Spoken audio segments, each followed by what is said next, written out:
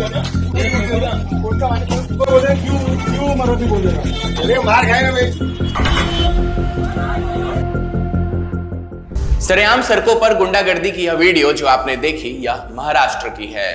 20 साल बाद उद्धव ठाकरे और राज ठाकरे एक मंच पर साथ आए। उद्धव ठाकरे और राज ठाकरे एक दूसरे के चचेरे भाई हैं। इस बार दोनों भाई मराठी भाषा के विषय पर साथ आए हैं। तो सवाल उठता है कि क्या उद्धव ठाकरे और राज ठाकरे अपने पतन होते हुए राजनीतिक अस्तित्व को बचाने के लिए महाराष्ट्र में हिंदी वर्सेस मराठी की लड़ाई छेड़ रहे हैं? आइए विस्तार से समझते हैं। राष्ट्र से पहले प्रांत को महत्व देना यह एक खोखली विचारधारा है जो राष्ट्रवाद के विचार को खंडित करता है। भारत विविधताओं का देश है। यहाँ हर प्रांत की अपनी भाषा, खान पान और रहन सहन है। लेकिन जब सभी प्रांत के लोग एक सूत्र में पिरोकर एक साथ काम करते हैं तब बनता है हमारा देश भारत। अपने प्रांत के सभ्यता और संस्कार का प्रचार प्रसार एवं सुरक्षा मानवीय गुण होना भी चाहिए और इसकी सराहना भी होनी चाहिए। हर भाषा और क्षेत्र के निरंतर उत्थान के लिए यह जरूरी भी है। लेकिन अपने भाषा के अलावा किसी दूसरी भाषा के साथ भेदभाव करना और उनके साथ हिंसा तक कर देना ये सरासर पागलपन है और सनक है। मराठी इस देश की तकरीबन 2400 साल पुरानी भाषा है। मराठा साम्राज्य भारत का समृद्ध साम्राज्य रहा जिन्होंने हिंदू और हिंदुस्तान दोनों की ही रक्षा की। उत्तर भारत में भी शिवाजी महाराज और संभाजी महाराज जैसे मराठा सूरवीरों की उतना ही सम्मान है जितना महाराष्ट्र में है। इतिहास में कभी मराठी भाषा और हिंदी से लड़ाई नहीं हुई। मराठी और हिंदी दोनों ही भाषा मूल संस्कृत से है। फिर ये विभेद कैसा? महाराष्ट्र की भाजपा सरकार ने मराठी को क्लासिकल लैंग्वेज का दर्जा भी दिया। फिर अचानक से महाराष्ट्र में हिंदी बोलने वालों पर हमले क्यों शुरू होने लगे?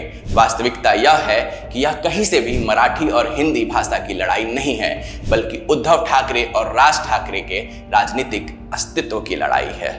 आपस में दो दुश्मन भाइयों को एक होना पड़ा। कारण है महाराष्ट्र में शिवसेना, उद्धव गुट और राज ठाकरे के महाराष्ट्र नवनिर्माण सेना के राजनीतिक करियर को पुनः जीवित करना। अब किसी मरते हुए राजनीतिक दल में जान फूंकना था तो बहाना बन गया मराठी और हिंदी विवाद। इन दिनों यह विरोध तब शुरू होता है जब महाराष्ट्र में देवेंद्र फडणवीस सरकार ने स्कूल में हिंदी भाषा को थर्ड लैंग्वेज के तौर पर लागू किया। हालांकि विरोध के बाद सरकार को यह फैसला वापस भी लेना पड़ा। फिर भी इसके बाद शिवसेना, उद्धव गुट और राज ठाकरे के मनसे के कार्यकर्ताएं सड़क पर उतर गए और मराठी नहीं बोलने वालों पर जुल्म ढाने लगे, जिसके कई वीडियो भी हमारे सामने आए।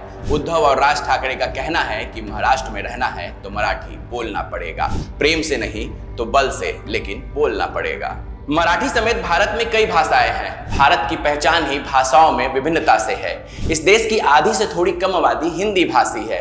हिंदी की फिल्म इंडस्ट्री भी महाराष्ट्र के मुंबई में ही है।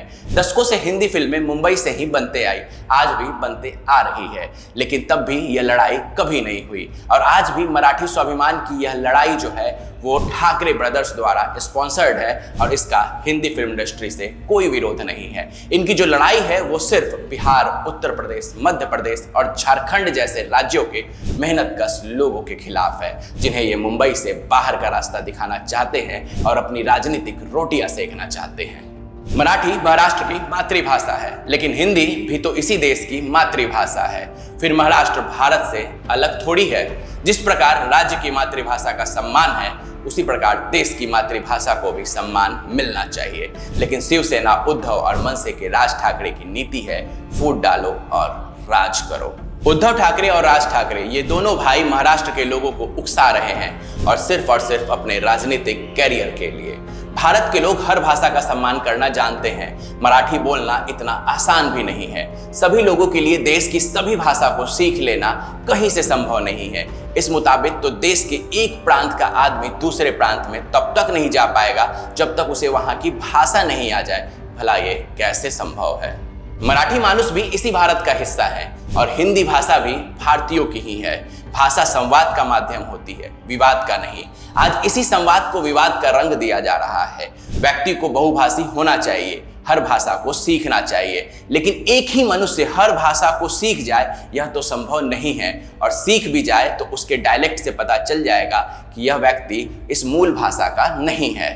मराठी कोई आसान भाषा नहीं है। इसका व्याकरण और अस्तित्व इतना समृद्ध है कि इसे सीखने के लिए एक लंबा समय चाहिए। अब भला एक इंसान कमाए खाए या भाषा की क्लासेस जाए। जिससे संभव हुआ उसने तो मराठी सीखी और सीखनी भी चाहिए, लेकिन किसी पर भी कोई भी भाषा थोपा नहीं जाना चाहिए।